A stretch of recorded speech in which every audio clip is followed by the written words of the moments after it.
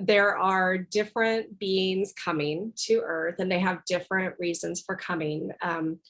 In my understanding, we have up to 22 different alien races in our DNA. And so they are our family. They have come at different times to modify our DNA, to upgrade the body. And as an evolutionary biologist, we have all of these missing links in the human evolution and other animal forms as well. And so where we have the missing links, that's where these alien entities would come to Earth. They would then do something to change the physiology of the body, change the structure of the body, the anatomy. And then the body could hold more energy than it did in earlier times. The brain could actually expand into higher consciousness.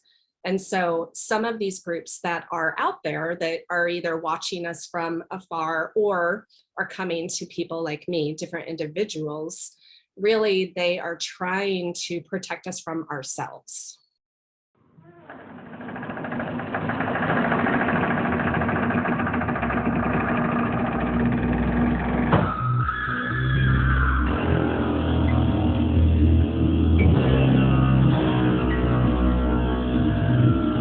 Welcome everyone to another episode of Into the Pit, and I'm very, very happy to have Miss Lisa Thompson here. She is an intuitive, and we're going to get to know her, have a good conversation, and see what she's all about. So Lisa, tell us a little bit about yourself.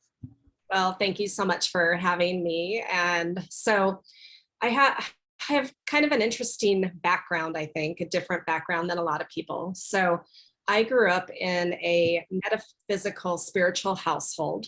Ooh. But I went on to get my PhD in evolutionary biology. So I have this kind of dichotomy of science meets the woo-woo. And I have been an experiencer of alien and UFO phenomena my entire life.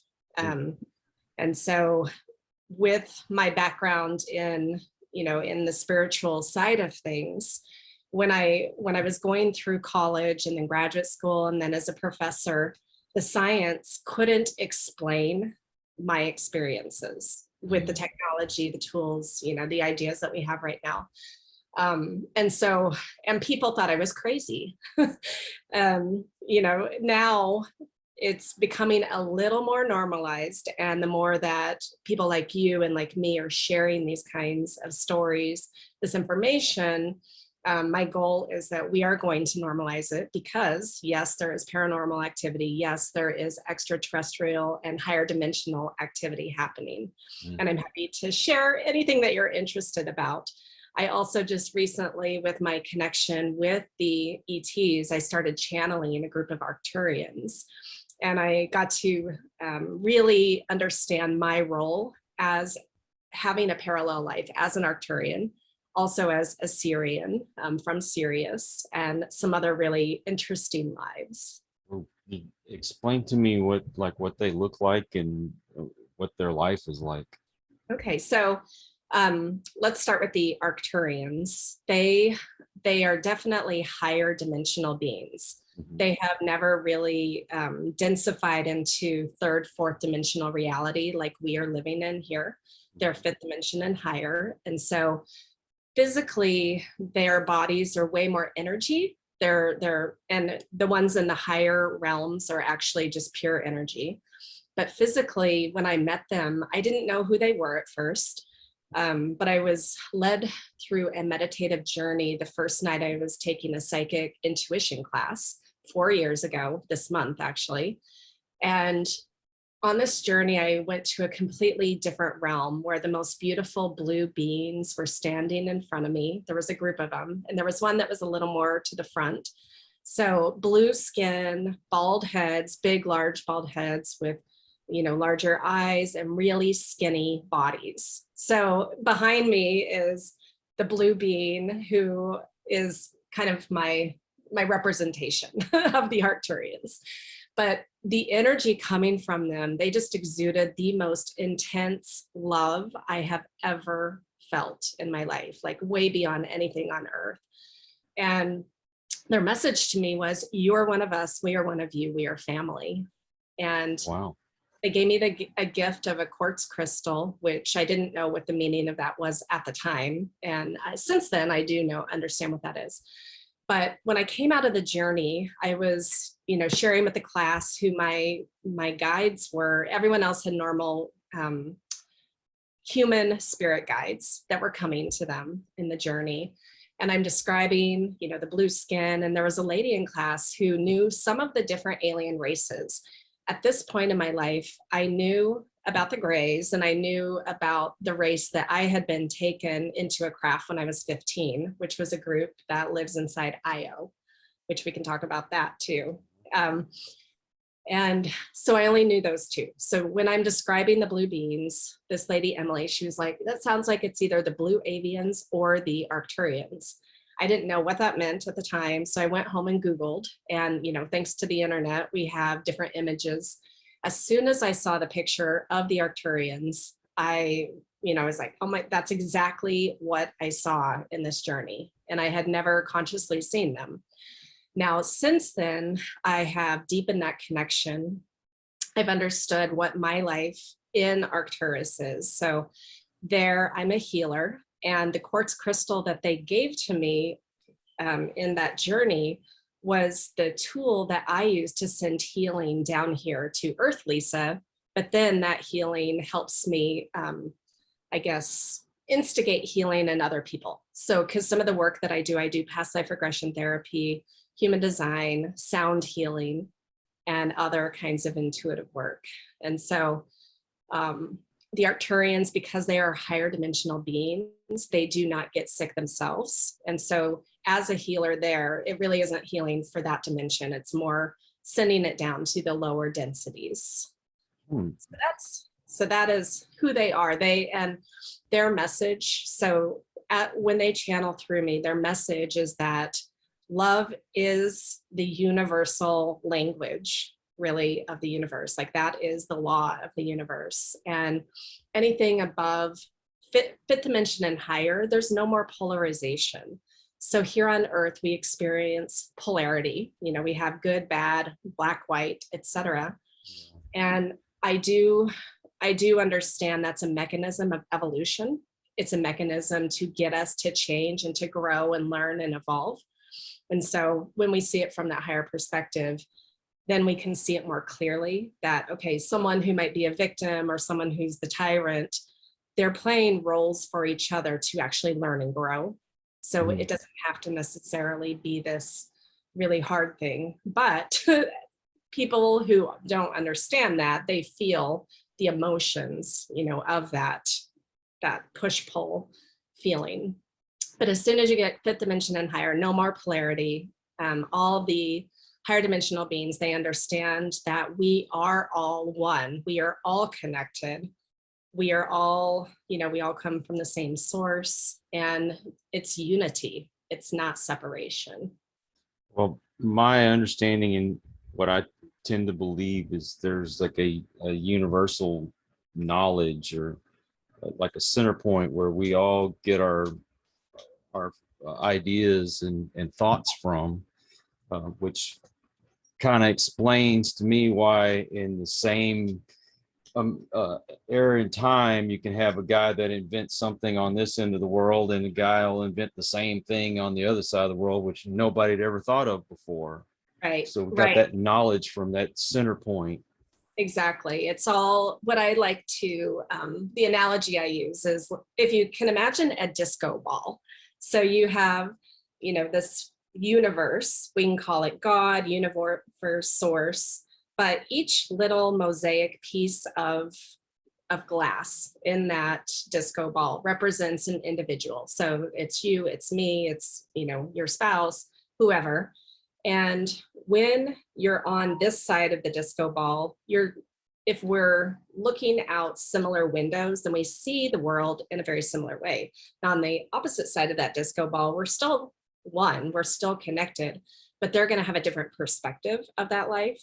And then when the light is refracting off of the disco ball, when it goes out and it's shining on the wall or the floor, you see these individual points of light, and that's us experiencing our separation from each other, But when you trace it back to the source, it all comes from that one disco ball, if that makes sense.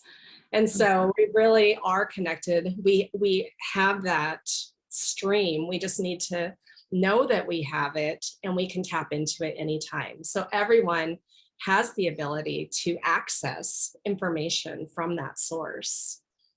All this being relatively new, everybody has different ideas. Are these alien beings just us in a different form? I've heard people say that it's actually us from the future coming to visit and see how things are going. Some people say they're just a separate being from whatever planet or universe they might be from, or Yeah. galaxy they may be from. I mean, what is your knowledge on this? So yes, both. There are different beings coming to Earth, and they have different reasons for coming.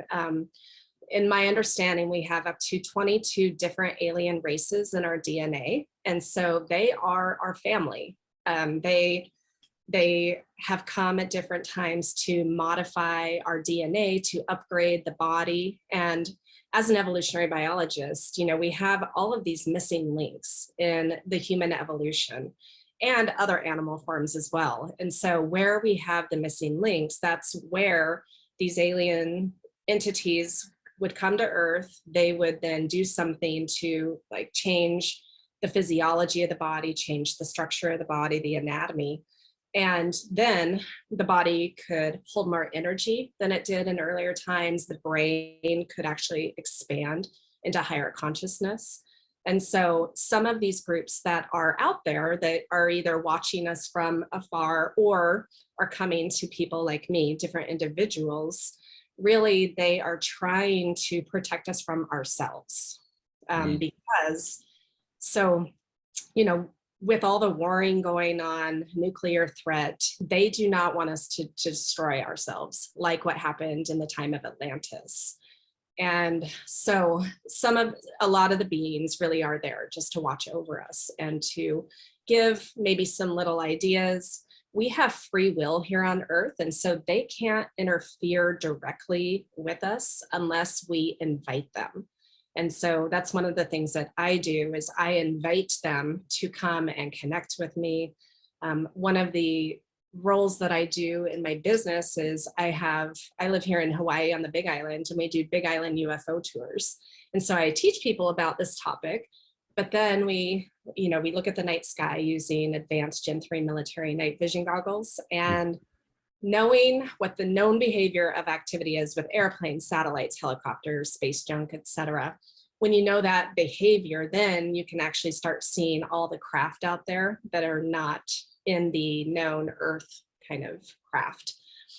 And so really, most of the groups that are coming are benevolent. They are higher dimensional beings. You know, they might be part of the Galactic Federation. So the Star Trek idea of the Galactic Federation is a real thing out there. Wow. And yeah, and Star Wars is based on real stories that happened in the Orion constellation, the Orion Wars. So, you know, all of these ideas, like you're talking about, people like George Lucas or Gene Roddenberry that are having these ideas, creating these brilliant, you know, books or movies or TV shows, are really accessing memories of things that are real, like maybe that they have experienced, or that they're just getting these downloads from that source. Now, I get asked all the time, you know, well, what about the bad ETs? Are there bad ones out there? So similar to what I described earlier with us having polarity here on Earth in our third and fourth dimensional reality, there are ET races that are still residing in that third and fourth dimensional reality, experiencing polarity.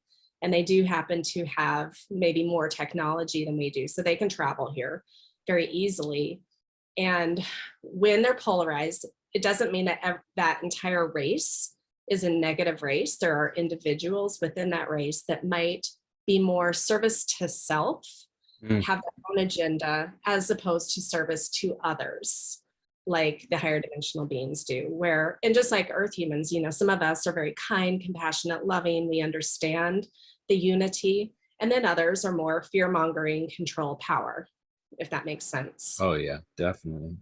Yeah. So being a biologist, I watched this documentary where they were looking at human DNA, and there's so much of the DNA that we're able to explain, but there's a small portion that they can't. Yes. That's the alien DNA? It is the alien DNA, and we have latent DNA that is ready to be activated at any moment, different parts of our DNA. And the more that we are awakening as a collective on Earth, the higher our vibration, living more in a state of joy and love, then that DNA is going to be activated on a mass level. Some of us already have had DNA activations.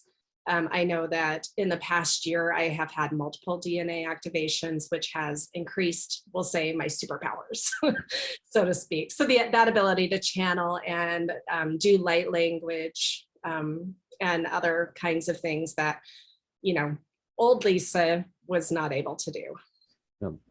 In the world that I'm in, I encounter psychics and mediums all the time. And some I believe are real charlatans. And then there's some that I can't explain the abilities they have. Yes. We have one that works with us on our team. A real quick story. We went to a house and talked to a lady, and our medium told her that she had like an aunt figure that was kind of shunned from the family, and apparently she had a kid, and this kid died, and the lady was real wild and crazy, and that's why her family didn't want to have anything to do with her. And this lady's like, no, there's nothing like that in our family, nothing. And so in my mind, I'm thinking, oh great, we flopped on this one. Well, a couple of days later, the lady calls up and said that her mother confessed that she did have an aunt that used to go out and party and sleep around and had a kid, and the kid ended up passing away, and they just didn't want to have anything to do with it because they were strict Catholics, and she wanted to run around, Yeah. And how do you explain that? I mean, this lady didn't even know that. So how would she be able to know that? Yeah. Well, I mean, the beautiful thing, we all have the ability to be psychic. We all have that just innately as who we are. And if you feel like, if those of you watching feel like, oh, no. Well, if you believe it, you can start practicing. It's like a muscle. You can practice it. And there are different ways to get that psychic information. So mediums typically are clairvoyant, where they can see things, whether it's images in their head or they can actually externally see these people. I am not a medium. I don't necessarily see dead people, but I have a lot of friends that do. Yeah. And so some people are clairaudient, where they get messages in their head, they hear that. And that's one of my biggest clairs that I have enhanced. Some people are clairsentient, where they can feel it in their body. And that's another one that I have. Like, I will know if something is correct or true, at least for me, because I will get sensations in my body that will tell me. And then there's claircognizance, where you just have a knowing. There's no reason why you should know something, but you just have this innate knowing without having any experience of that. And then some people smell or taste as well. So there are different ways to get information. And not everyone is going to necessarily be a medium unless they really want to, but there are, teachers out there that can help you develop those. And even a lot of the mediums and psychics that I know, they take classes in it to really enhance their abilities. So this awakening, what was that going to mean for us as a society? Oh, so, okay. As everyone watching knows, we are in some darkness right now on Earth. I mean, things are not good. They're not pretty. But those of us that are shining our light, the more that we are shining our light, we are attracting other people that really want to move towards the light And when we have a mass collective looking more to what do we want to have on earth? We want to have unity. We want to have love, harmony, live in a state of joy, not have any lack. And so ultimately, when we're moving from third, fourth dimension to fifth dimension, so you'll hear people saying, okay, we're moving from 3D to 5D. So what that really means is that we do have heaven on earth in a sense, because everyone is helping each other. It is service to others, compassion, love, rather than service to self, which a lot of people are stuck in right now. And yeah, and at that level, there's also instant manifestation.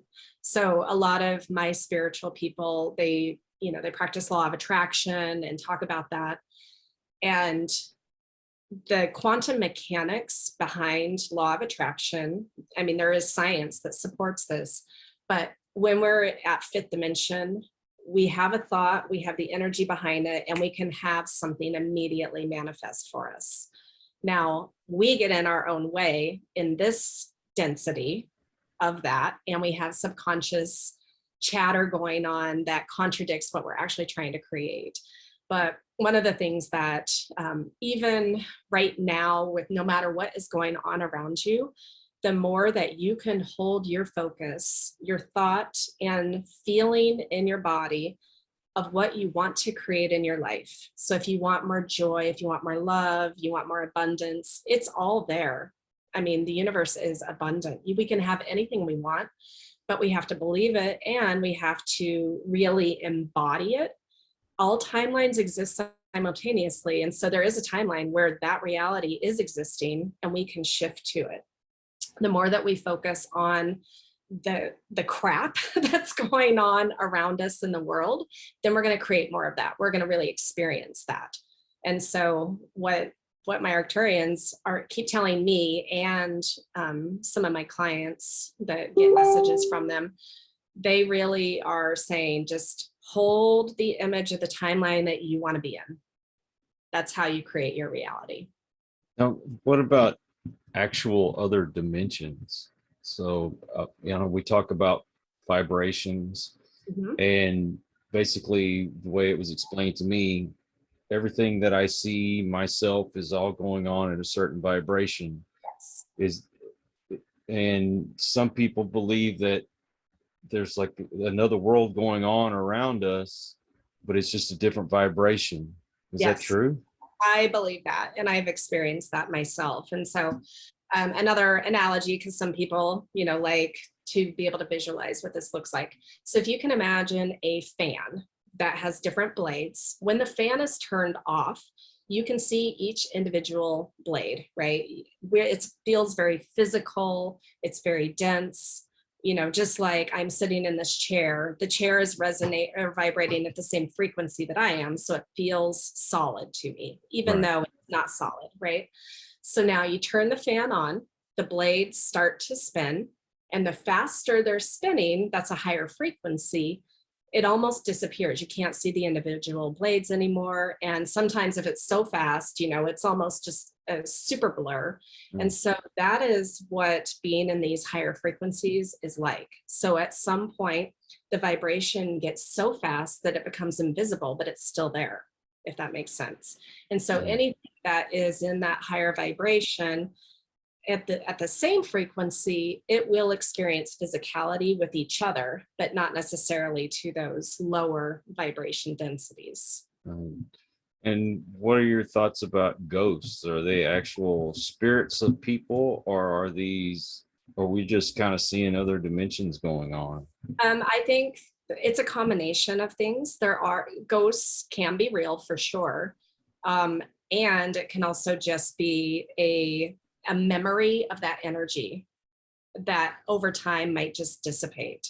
And so when you're experiencing that paranormal activity, it might be hard to tease apart which one it is. But I do believe ghosts are real. My husband actually, when he was living with his ex-wife in a house in Tacoma, Washington, that house was haunted. And everyone who owned that house, it was built in 1897, everyone that had lived in that house had experienced the same ghost, and they figured out who she was and why she was there. And they had a house reunion where multiple families got together to talk about her. And she really loved children. And so the children could see her.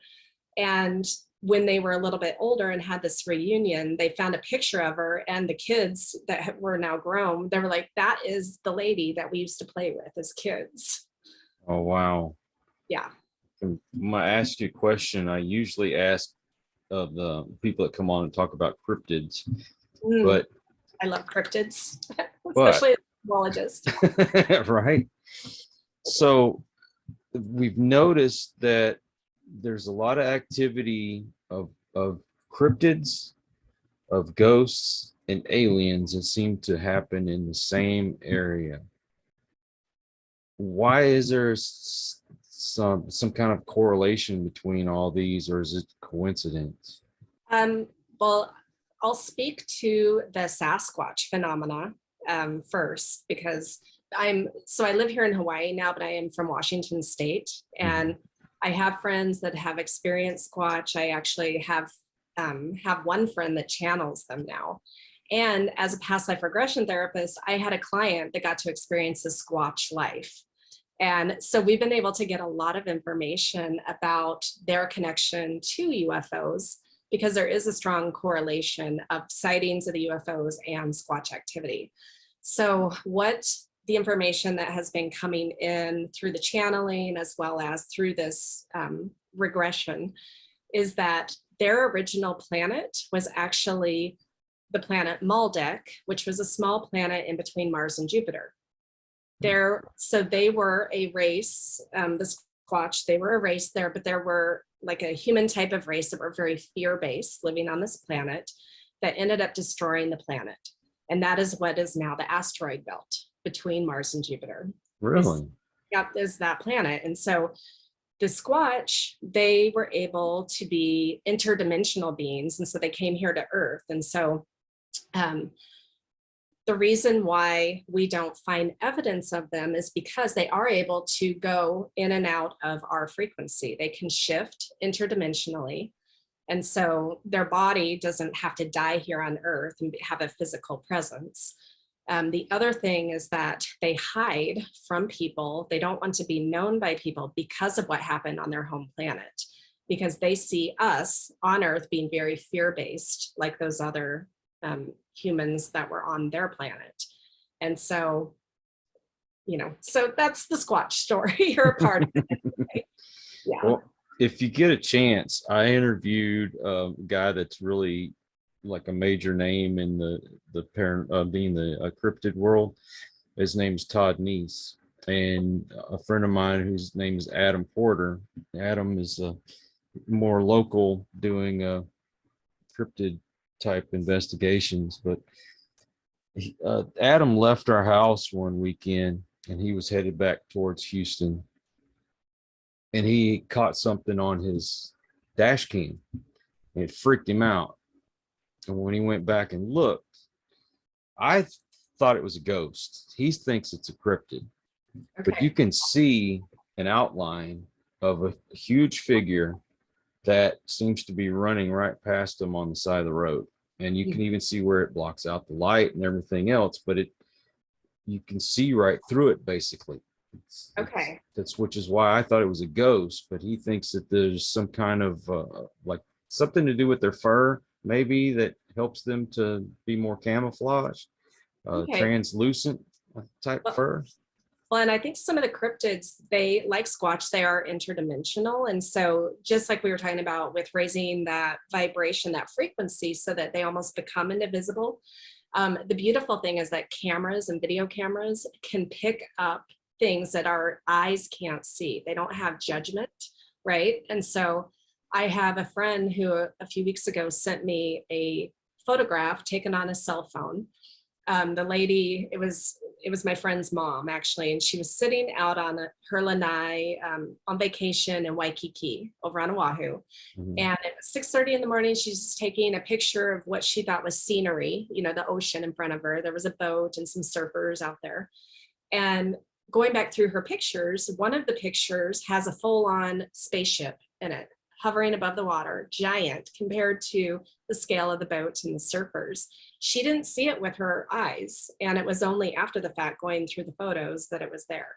Now, over time, I have taken many, many pictures of orbs and plasma and other things like that, because the camera, again, has no judgment.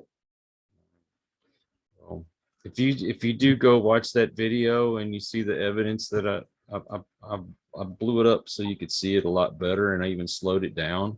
Let me know what you think. Okay, I will do that. And what do you think about fairies? Fairies are real. I have a lot of friends that actually are able to see the fairies and interact with them. They are in fifth dimension reality, and so because we do, as humans, we are multidimensional as well. We have the ability to raise our vibration simply by thinking about it, by going into a meditative state, by just, really being in that state of joy. And so we all have the ability to interact with fairies. They are elementals, earth elementals, so they're not extraterrestrials, they're here, but they are residing with us. And there are different types of fairies, just like we see in the movies and cartoons and other things. So we have the water fairies, the air fairies, the earth fairies, all different kinds. And so I have a video of that too. I've captured it 3 times, but I've only got 2 of them that I was able to upload. Okay. And one looks like it flies right through me at one point. So yeah, that's amazing. Yeah. That's what our psychic told us, is that this fairy follows me wherever I do an investigation. And they'll say it's popped up twice. And okay. What did it look like to you? Well, I thought it was a moth at first, but Okay. it's pretty good size. Okay. Yeah. And the first one, like I say, I thought it was a moth. You could see it fly behind me and it disappears. Well, you might think, okay, well, it went into another room and you just don't see it. But somebody was using their camera to video the video we just made.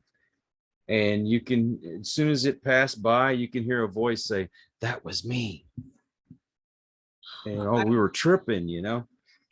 And say the second one, I'm sitting there on the bed and this thing's pretty good size and it flies right through my chest. And you look at it, tell me what you think. Okay. Yeah. Actually, I have a good friend, April, who lives in Texas, who she's the one that channels the Sasquatch. And when she was young, she woke up and sitting on her pillow was a fairy that was just there to interact with her. So you might need to get us hooked up so I can talk to her. She has amazing stories. And so yes, I will. Do you know where she's at in Texas? She's outside of Austin. I live right outside Austin. Okay. North or south? I don't know, because I haven't been to her house. So okay. Yeah. But well, I tell people I'm a narcissist because I live in the same town named after me. It's Kyle, Texas. Okay. You were talking about past life. Mm-hmm. I have done a past life regression session. Okay. And what came up for you? I was a child back in the late 1800s, mm-hmm. and apparently got hit by a cart and had messed up my back. Well, they say that's why I'm having back problems now. So do you do past life regressions yourself? I do actually. Yeah. So that was the first modality that I got trained in when I decided I was going to go a spiritual business path. I've been a business owner for the last 20 years in now 3 different industries: the mortgage industry, interior design, and now spiritual stuff. And so, so I've had, and then I started out as a biology professor, at a university. And so I'm in my 4th career, but past life regression was something that it is a powerful tool that can help really remove blockages and limitations in your life. It can get to the root cause, like you discovered, of your back pain. But depending on who the regression therapist is, depends on how skillful they are at like helping you heal that, right? And so that's in the regressions that I do, where people do want to remove trauma, blockages, etc. That's part of this beauty of the channeling of the healing that I get from the Arcturus realm, that then I can actually energetically help clear those blockages from that realm during those sessions. Well, my theory is why we see ghosts is because, being in science, that you can't destroy energy. It only Exactly. transfers. Yes. So that's my thought is once your body dies, and since you are made of energy, your energy moves on. Is it quite possible that while we have these past lives, going on from generation to generation, is that this energy ends up transferring to another body, or is it, what is that? Okay, so if you think about, so at the quantum level, there really is no past and there really is no future. Right. All timelines exist simultaneously. So you can think of it as a spiral or a stack, where every life that ever has a potential of living is right there. And so we have the ability, when we get into that really deep, relaxed state, to tap in to those other lives, the other dimensions, whatever it is. We can be anything in those lives, not just human. And so we are experiencing all of it at the same time. We are just consciously in this current earth body as a consciousness, but we still energetically exist in all those other realms. And so we can, even at night, sometimes we go and visit all our other lives. We live other lives. We do work in our astral body out in other realms and other dimensions. So we're never just fully this one earth physical being, this one ego. We're everything. Yeah, I was going to ask you about astral projection because I believe I've done it twice. Okay, you've probably done it more than that. You just weren't conscious of it. A lot of people astral travel when they're asleep, and they just don't realize it. Yeah, the first one was so real when it was me leaving. I could see the top of my house as I'm leaving, and then I start to see the trees. I could see the city, and then all of a sudden I see the earth, and I'm looking around at the clouds as I'm ascending, and I see the stars, and I'm going towards the Milky Way, and I can see a tether on my leg, and the thought of I might not come back hit me, and all of a sudden everything I saw was in reverse. Boom! Okay. I hit my body, and then I woke up, and I'm like, "What in the world just happened?"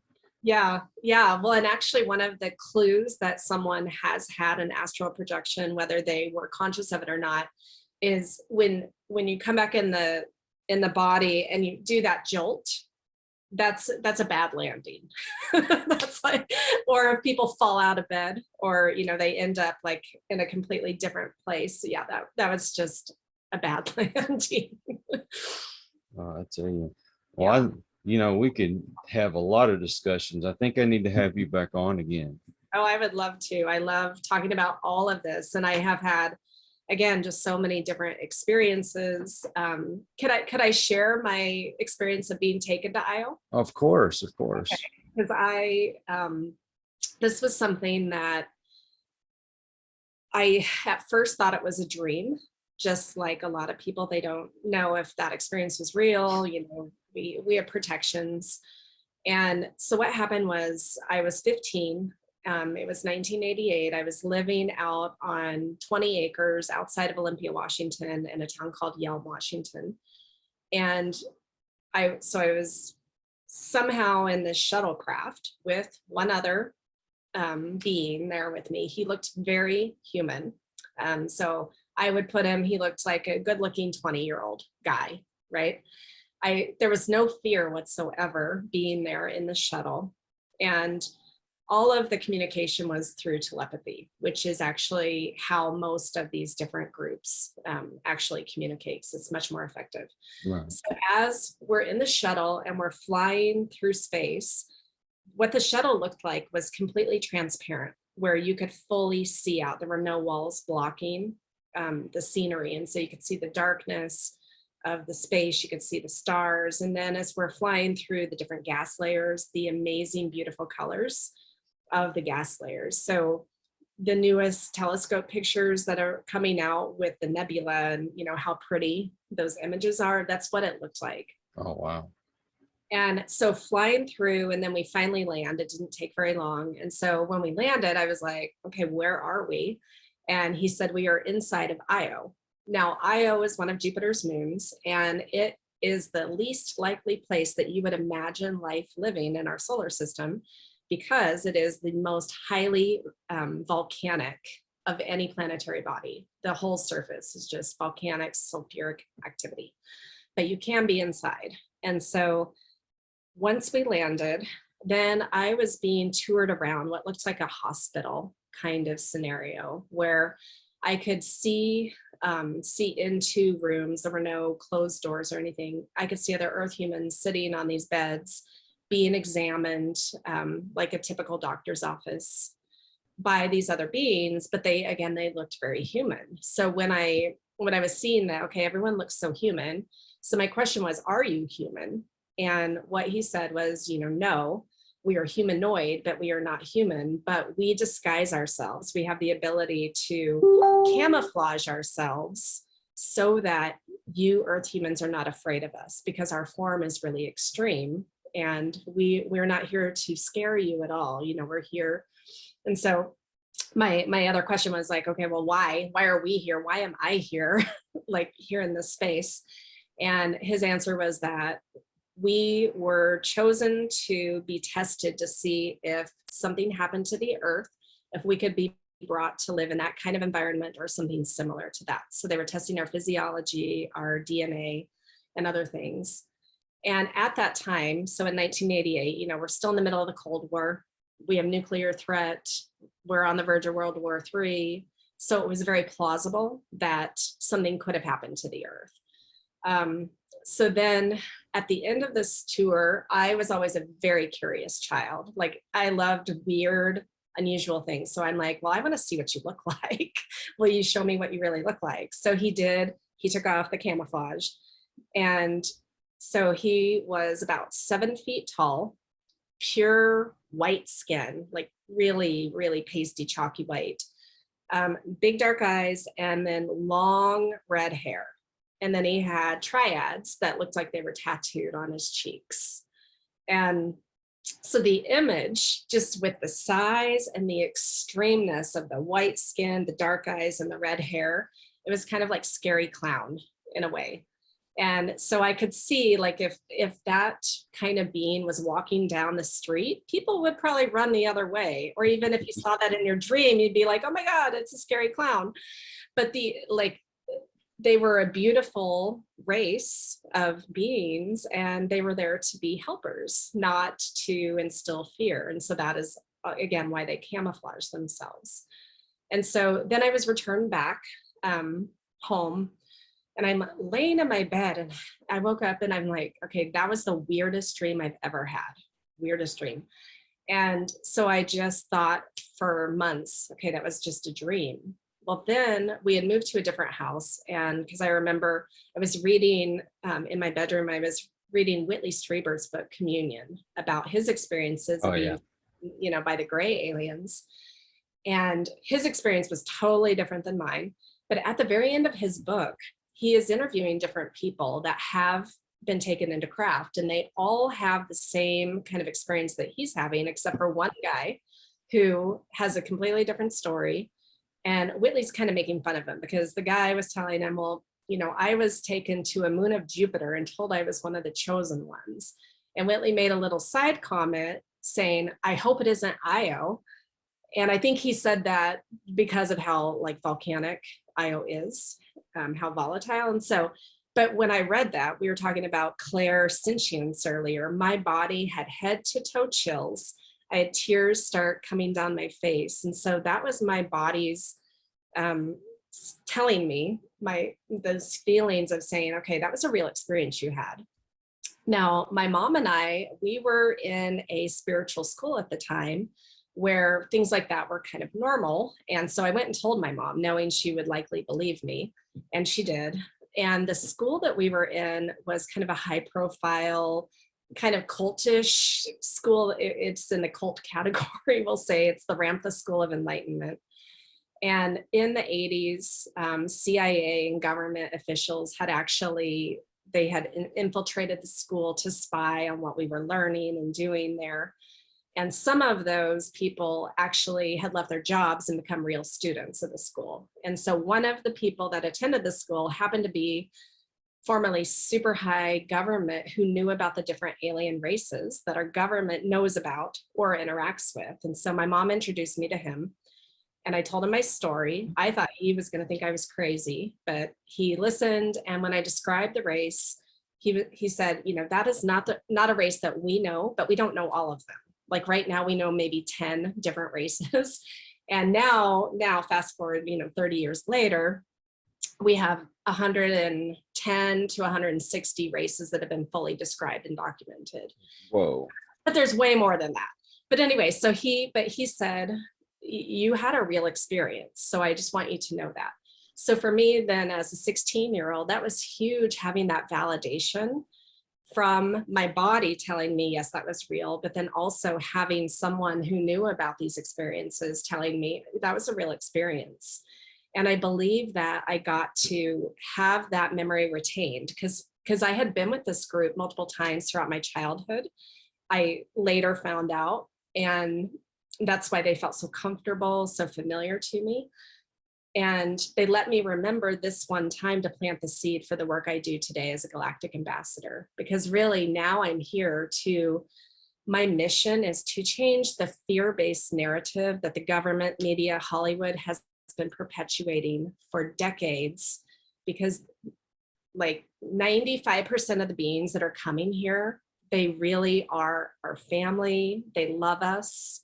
They want us to survive and thrive.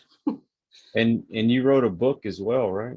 I did. So my newest book just came out last month. It's called Connection to the Cosmos, Remembering Your Galactic Heritage and Embracing Your Oneness. And so I share some of my different experiences, but then I also share a lot of other information about some alien races and actually have different practical modalities, tools that you can use to enhance your clairs, to learn telepathy, to do remote viewing and other ways that will really like broaden your mind. Well, I definitely would love to have you back on and talk about more of this if you don't mind. Oh, I would love to. Anytime. Now, do you have a website? I do. So 2 different ways to get to me. One is drlisajthompson.com. The other one that'll take you to the same place and might be easier is mysticmanta.com. So manta as in a manta ray. As a former biologist, they're my #1 spirit animal, manta rays are. So mysticmanta.com. And then for anyone that's interested in the UFO tours, I have bigislandUFOtours.com. Right. And are you on all the socials? I am active on Facebook primarily, and then I do have an Instagram account. And I do have a YouTube channel because I also have a podcast, Connection to the Cosmos with Dr. Lisa Thompson. Would you send me all those links? I'd like to put those in the description if you don't mind. I would be happy to. Well, yeah. Lisa, thank you so much for coming on the show. I really appreciate it. And I'm looking forward to having you back on so we can hear more stories. Yeah, thank you. I appreciate it. And everyone watching, hopefully something resonated with you today. And to all of you out there, if you're new to the channel, I appreciate you stopping by. I hope you'll come back. Hit that subscribe button. For my regulars, you know how much I love y'all. It's because of y'all that I get to do this. So until the next one, everyone, please take care. Be kind to one another. God bless and peace. Po boy.